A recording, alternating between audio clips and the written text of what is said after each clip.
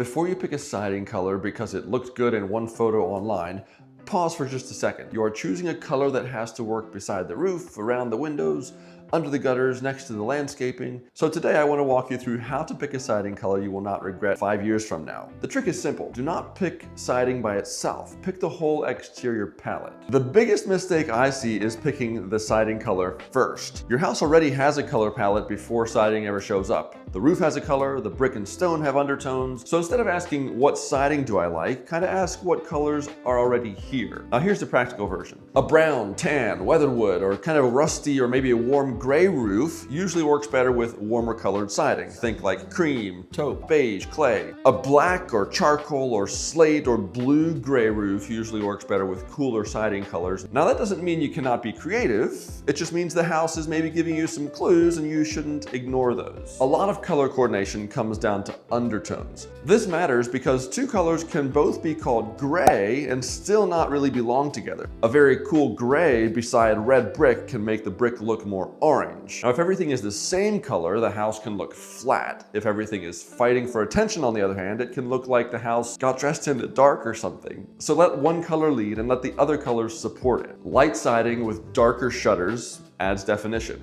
Dark siding with lighter trim keeps the home feeling too heavy. If the brick or stone is already bold, keep the siding a little calmer. Let the brick or stone be the feature. Be careful with too many bold colors at once. And yes, gutters matter too. Most of the time, gutters should kind of blend in with the trim or quietly follow the roof line. They don't need to become the main character. Nobody has ever said, "You know what sold me on that house?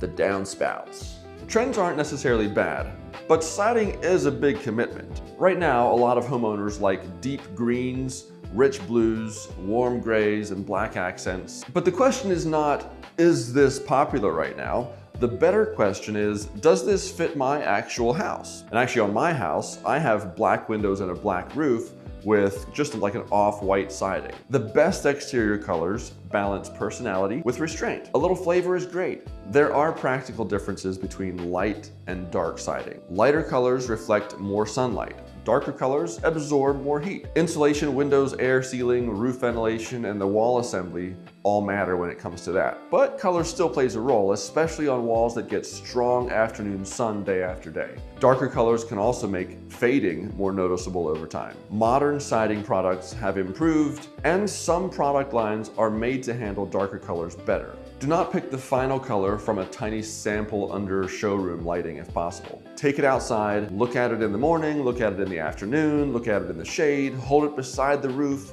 A color that looks calm inside can look much brighter outside. Some siding colors can cost more. Premium colors, darker colors, specialty colors, maybe special order colors, and upgraded finishes can affect price. Now, nobody wants to find their dream siding color and then discover it brought a surprise bill as its +1 along. If you're replacing siding, don't just pick a color in isolation. Bring the roof, the trim, the shutters, the gutters and windows, and the landscaping all into the conversation. Match the undertones of the existing colors first. Choose contrast second, then make sure the product and the warranty and the price still all make sense for what you're looking to do.